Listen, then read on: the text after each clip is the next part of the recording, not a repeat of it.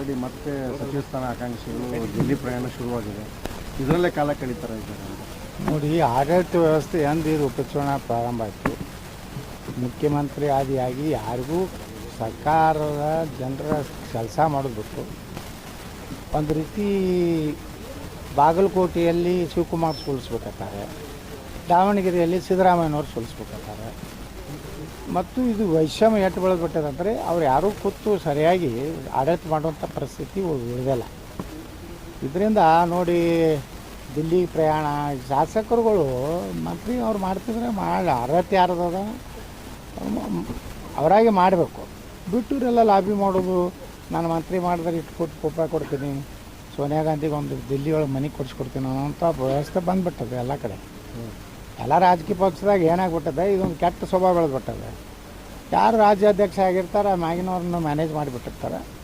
ಅವರು ಸೂರ್ಯಚಂದ್ರವ್ರಿಗೆ ಅವರೇ ಅಧ್ಯಕ್ಷರು, ಅವ್ರು ಹೇಳ್ಕೊತಾಡ್ತಾರೆ. ಹೀಗಾಗಿ ಏನಾಗಿದೆ, ಒಳ್ಳೆಯವ್ರ ಕಾಲ ಇಲ್ಲ ಅನ್ನೋ ಪರಿಸ್ಥಿತಿ ರಾಜಕಾರಣ ಬಂದ್ಬಿಟ್ಟು 20ಕ್ಕೂ ಹೆಚ್ಚು ಜನರು ಇವತ್ತು ಸಾಯಂಕಾಲದಿಂದ ಡೈಲಿ ಪ್ರಯಾಣ ಮಾಡ್ತಾರೆ.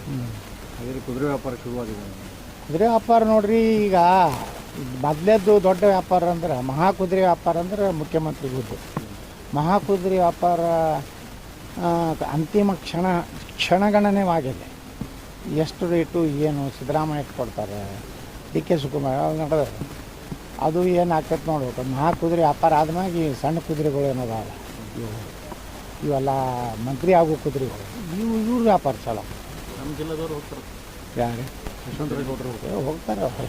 ಕೆಲವು ಮಂದಿ ಜಗಳ ತೆಗಿತಾರೆ, ಅಳ್ತಾರೆ, ಕಣ್ಣೀರು ಹಾಕ್ತಾರೆ, ನನ್ನ ನಿಷ್ಠಾವಂತ ಯಾರಾದಾರ ಹೇಳ್ತಾರೆ. ಜಗಳ ಹಾಕತ್ತಾರೆ, ಏನು ಮಾಡೋದು. ನವರಾತ್ರಿ ಉತ್ಸವನ ಹೆಸರನ್ನ ಚೇಂಜ್ ಮಾಡಬೇಕು, ಬದಲಿಸಿ ಬೇರೆ ಯಾವುದೋ ಹೆಸರು ಇಡಬೇಕಂತಂದು ಆಗ್ರಹ ಮಾಡಿದ್ರು. ಅದೇನು ಎಂ ಬಿ ಪಾಟೀಲ್ ಹೇಳಿದರೆ ಯಾವುದೇ ರೀತಿ ಹೆಸರು ಬದಲಾಯಿಸಂಗಿಲ್ಲ, ಹಾಗೆ ಮಾಡ್ತೀವಿ, ಬೇಕಿದ್ರೆ ಯತ್ನಾಳ್ ಬರಲಿ ಇಲ್ಲೊಂದು ಮನೇಲಿ ಕೂತ್ಕೊಳ್ಳಿ. ನಾ ಬರಲಿ ಬಿಡಲಿ ಅನ್ನೋ ಅಧಿಕಾರ ಎಂ ಪಿ ಪಾಟೀಲ್ಗಿಲ್ಲ. ನಾ ಈ ಕ್ಷೇತ್ರದ ಎಮ್ ಎಲ್ ಎ ಇದ್ದೀನಿ. ನಾನು ಎಮ್ ಎಲ್ ಎ ಇದು ಎಂ ಪಿ ಪಾಟೀಲ್ ಮನೆಗೆ ವೈಯಕ್ತಿಕವಾಗಿ ಅವ್ರು ಲಗ್ನ ಕಾರ್ಡ್ ಕೊಟ್ಟರು ಹೋಗಿರ್ತೀನಿ, ಇಲ್ಕಂದ್ರಿಲ್ಲ. ಈ ಸರ್ಕಾರಿ ಕಾರ್ಯಕ್ರಮ ಐತಿ, ಬರಲಿ ಬಿಡಲಿ ಅನ್ನೋಂಥ ಶಬ್ದ ಒಬ್ಬ ಶಾಸಕರ ಜೊತೆಗೆ ಈ ರೀತಿ ಮಾತಾಡಬಾರ್ದು. ಅಧಿಕಾರ ಐತಿ, ನನ್ನ ಸರ್ಕಾರ ಐತಿ ಅಂದ್ರೆ ಗೌರವಯುತವಾಗಿ ಎಲ್ಲರೂ ನೋಡ್ತೇವೆ. ಎಂ ಪಿ ಪಾಲ್ಟ್ರು ಯಾಕೆ ಹಚ್ಚಡ್ದಂಗೆ ಆಗ್ಲಕತ್ತಾರ ನನಗೆ ಗೊತ್ತಾಗಲ್ಲ. ಎಂ ಪಿ ಪಾಲ್ಟ್ರು ಹಂಗೆ ಆಗಬಾರ್ದು. ಅದು ಹೆಸರು ಚೇಂಜ್ ಮಾಡ್ಕೊಂಡವ್ರು ಹಿಂಗೆ ಮಾತಾಡಿದ್ರೆ ಚಲೋ. ಪಕ್ಕ ಹೆಸರು ಇದ್ದವ್ರು ಹಿಂಗೆ ಮಾತಾಡಬಾರ್ದಲ್ಲ. ಈ ಕೆಲವು ಮಂದಿ ಅಡ್ಡ ಹೆಸರು ಹಚ್ಚಡೋದು ಇರ್ತೈತಿ, ಪಾಟೀಲ್ ಇದು ಮಾಡ್ಕೊಂಡ್ರು ಅವು ಮಾತಾಡ್ತಿರ್ತಾವೆ. ಯಾಕಂದ್ರೆ ಹೆಸರೇ ಚೇಂಜ್ ಮಾಡ್ಕೊಂಡಿರ್ತಾರೆ. ಎಂ ಪಿ ಪಾಲ್ಟ್ರು ಹಂಗೆ ಮಾತಾಡಬಾರ್ದು ಪಾಪ. ಈಗ ನವರಾತ್ರಿ ಉತ್ಸವಕ್ಕೆ ನೀವು ಹೆಸರೇನು ಬದಲಾಯಿಸಿಲ್ಲ ಅನ್ನೋದು ಹೋಗ್ತೀರಾ? ನೋಡಿರಿ, ನವರಸಪುರದಾಗ ಇದು ಯಾವುದೋ ಸಾಬ್ರ ಹೆಸರಿಲ್ಲ, ಹೌದಲ್ಲ. ಮತ್ತು ಆದಿಲ್ ಶಾಹಿ ಇತಿಹಾಸ ಹೇಳ್ತೈತಿ. ಪರ್ವಿ ನರಸಿಂಹ ಭಕ್ತ, ನರಸಿಂಹದೇವರ ಆಶೀರ್ವಾದ ಐತತ್ತೆ. ಅವನ ಮಗಳಿಗೆ ಬಾಯಿ ಮೂಕಿ ತಕ್ಕಿ ಬಾಯಿ ಬಂದ ದೃಷ್ಟಿ ಭಾಗ್ಯ ಯಾರು ಲಕ್ಷ್ಮೀ ನರಸಿಂಹ ದೇವಸ್ಥಾನದ ಆಶೀರ್ವಾದ. ಮತ್ತು ನಾನು ನವರಸಪುರ ಅಂದ್ರೆ ಅದ್ರಾಗ ಯಾವುದೂ ರೀತಿ ಸಾಬರ್ದ ಇದು ಇಲ್ಲ. ನವರಸಪುರ ಅನ್ನೋಂಥದ್ದು ಒಂದು ಈ ನವರಸ ಅನ್ನೋವಂಥದ್ದು ಇದೆ. ನಮ್ಮ ಕಲೆ ಸಂಗೀತ ಕಲೆಯಿಂದಲ್ಲ, ಅದ್ರಾಗ 9 ಕಲೆಗಳದ್ದು ಒಂದು ಹೆಸರಿದೆ. ನಾವೇನು ವಿರೋಧ ಮಾಡೋದಿಲ್ಲ. ಎಂ ಪಿ ಪಾಟೀಲ್ ಹಿಂಗೆ ಅಂದಿದ್ದು ಭಾಳ ದುಃಖ ಆಗೈತಿ. ಆದ್ರೆ ನಾನು ಕಣ್ಣೀರು ಹಾಕೋತೀನಿ. ಯತ್ನಾಳ್ ನವರಸಪುರ ಹೆಸರು ಬದಲಾವಣೆ ಮಾಡ್ಬೇಕಂತ ಒತ್ತಾಯ ಮಾಡಿದ್ದಾರೆ ಅಂತ ಕೇಳಿದ್ದಕ್ಕೆ ನಾವೆಲ್ಲಿ ಹೇಳಿವ್ರಿ ಅದನ್ನು. ನಾವು ನವರಸಪುರ ಒಟ್ಟು ಅಲ್ಲಿ ಕಲ್ಚರ್ ಚೇಂಜ್ ಆಗಲಿ ಅಂತ ಹೇಳಿ ಅವು ಬರೀ ಶಾಯರಿ ಕರ್ಸೋದು, ಡ್ಯಾಮ್ ಅದು ಬೇಡ.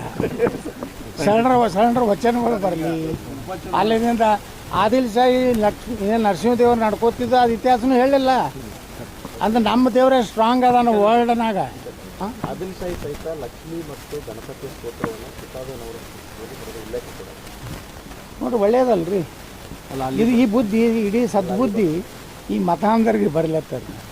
ಅಂದರೆ ಲಕ್ಷ್ಮೀ ನರಸಿಂಹ ಆಗಲಿ, ಶಿವ ಪಾರ್ವತಿ ಆಗಲಿ, ನಮ್ಮ ಸರಸ್ವತಿ ಬ್ರಹ್ಮ ಆಗಲಿ, ಎಲ್ಲರೂ ಇಡೀ ಜಗತ್ತಿನಾಗ ಶ್ರೇಷ್ಠ ದೇವರು ಅನ್ನೋಂಥದ್ದು ಆದಿಲ್ ಶಾಹಿನ ಹೇಳ್ದಂಗೆ ಆಯ್ತಲ್ರಿ. ಸರಸ್ವತಿ ಪೂಜೆ ಮಾಡ್ತಿದ್ದ ಆದಿಲ್ ಶಾಹಿ, ನರಸಿಂಹದೇವರದಿಂದ ತನಗೆ ಇದ್ರದ್ದು ಮುಕ್ತಿ ಮಾಡ್ಕೊಂಡ ತನ್ನ ಮಗಳದು.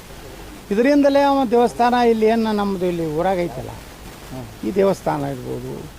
ರಾತ್ರಿ ಯಾರಿಗೂ ಸಾಬ್ರಿಗೆ ಗುರ್ತಾಗಿ ಬರೋದು, ರಾತ್ರಿ ಒಳಗಿಂದ ಒಳಗೆ ಹೋಗ್ತಿದ್ದತ್ತೆ ಅಲ್ಲಿ ಸರ್ವಿಗೆ. ದರ್ಶನಕ್ಕೆ ಹೋಗ್ತಿದ್ದ. ಒಳಗೊಂದು ಕರೇಜ್ ಅಂತ ಒಂದು ಐತೆ ನೋಡ್ರಿ, ಅಲ್ಲಿ ರಾಜಾನ ಆದಿಲ್ ಶಾನ್ ಮನೆಯಿಂದ ಆ ಕರೇಜ್ ಅಂದ್ರೆ ತೊರ್ವಿ ನರಸಿಂಹ ದೇವ್ರಿಗೆ ಹೋಗ್ಲಕ್ಕೆ ಒಂದು ಅಂಡರ್ಗ್ರೌಂಡ್ ಐತಿ. ಅಂದರೆ ಇವ ಮತಾಂಧರಿಂದ ಇದು ಆಗಬಾರ್ದಂತ ಅಲ್ಲಿಗೆ ಹೋಗಿ ದೇವ್ರಿಗೆ ಪಡ್ಕೊಂಡ. ಅಂದರೆ ನರಸಪುರ ಉತ್ಸವದಲ್ಲಿ ಇದು ಕೂಡ ಎಲ್ಲ ವ್ಯಕ್ತ ಆಗಿದೆ. ಇದು ಎಲ್ಲ ಆಗಬೇಕು. ಅಂದ್ರೆ ಆದಿಲ್ ಶಾಹಿ ಬರೇ ಜಾತ್ಯಾತಿ, ಅಕ್ಬರ್ ಗಿಕ್ಬರ್ ಯಾರು ಜಾತ್ಯಾತಿರಲ್ಲ. ಇದು ಆದಿಲ್ ಶಾಹಿ ಹೆಂಗಂದ್ರೆ ಇವ ನಮ್ಮ ದೇವ್ರಿಗೆ ನಡ್ಕೋತಾನಂದ್ರೆ ಅವನು ಹಿಂದೂ ಇದನ್ನು ಸಂಸ್ಕೃತಿ ಒಪ್ಕೊಂಡಂಗೆ ಆಯ್ತಲ್ಲ. ಇದನ್ನೆಲ್ಲ ಹೈಲೈಟ್ ಮಾಡಬೇಕು. ಬರೀ ಜಾತ್ಯಾತೀತ ಕತೆ ಹೇಳಿದ್ರೆ ಮದುವೆ ಅವನ ಒಂದು ಯಾರು ಔರಂಗಜೇಬ ಅಲ್ಲಿಂದ ಏನು ಅಕ್ಬರ ಹುಮಾಯೂನ ಬರೆಯೋದೇ ಹೇಳ್ತಾವೆ. ಈ ಆದಿಲ್ ಶಾಹಿ ಮಾಡಿದ್ದನ್ನು ಹೇಳ್ಬೇಕಲ್ಲ ಜನ ಮುಂದೆ. ಅವ್ನ ಮಗಳಿಗೆ ಕಣ್ಣು ಕೊಟ್ಟಂಥ ಪುಣ್ಯಾತ್ಮ ನಮ್ಮ ನರಸಿಂಹದೇವರು. ಅವ್ರಿಗೆ MP ಪಾಲ್ರು ನಿಷ್ಠೆ ಇರಬೇಕು. ಅಲ್ಲಿಂದ ಸಾಬರ ಸ್ವಾಮಿಗಳು ಇದು ತರಕಾಗಳಿಗೆ ನಿಷ್ಠೆ ಇರಲಿ ಅಷ್ಟೇ. ಎಷ್ಟು